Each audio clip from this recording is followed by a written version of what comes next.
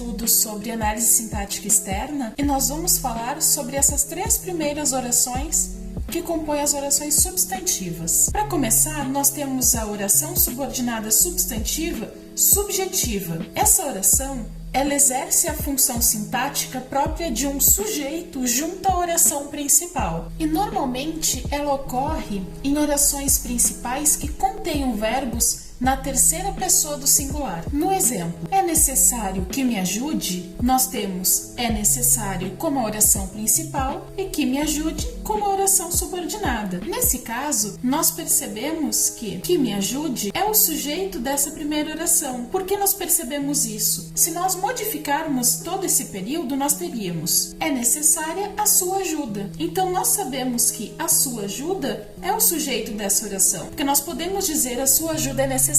Por isso nós conseguimos entender que me ajude faz as vezes de sujeito junto à oração principal é necessário. Já na oração subordinada substantiva objetiva direta, nós teremos uma oração que vai exercer a função sintática própria de um objeto direto junto à oração principal. Em alguns poucos casos, pode ser necessário colocar uma preposição para auxiliar a união dessas duas orações, da principal e da subordinada. Mas a gente sempre precisa atentar que nós vamos seguir sabendo que é uma oração objetiva direta ou uma indireta quando nós verificamos a regência do verbo da oração principal, porque é esse verbo que está exigindo esse complemento. No exemplo, ele exigiu que chegássemos cedo, nós temos aqui ele exigiu como a oração principal que chegássemos cedo como a subordinada. Aqui nós percebemos que nós já temos o sujeito da oração principal e temos um verbo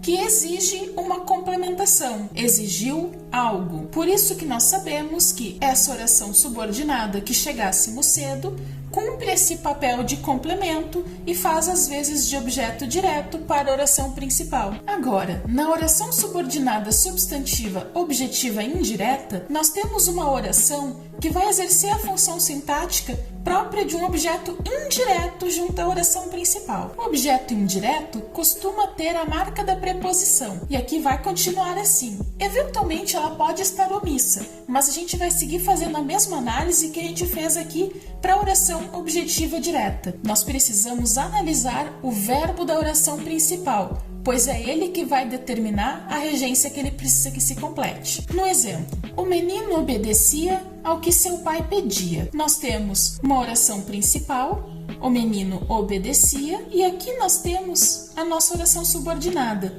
ao que seu pai pedia, porque nós sabemos que este verbo aqui exige um objeto indireto para sua complementação de sentido. Então, nós já temos aqui o sujeito, temos o verbo e temos nessa oração subordinada o complemento que o verbo pede. Se nós pensarmos nessas duas possibilidades, não sendo orações e sim os objetos, nós teríamos ele exigiu a nossa chegada e o menino obedeceu ao pai. Então, nós teríamos já a complementação como objeto direto ou indireto conforme o verbo exige. Se nós pensarmos nessas 3 orações que nós analisamos agora, nós percebemos que são orações com peso de nome que se aliam ao verbo da oração. Nós temos aqui o sujeito, que é quem pratica, e nós temos os objetos que complementam o verbo. No próximo vídeo, nós veremos as outras 3 orações subordinadas substantivas. Até lá!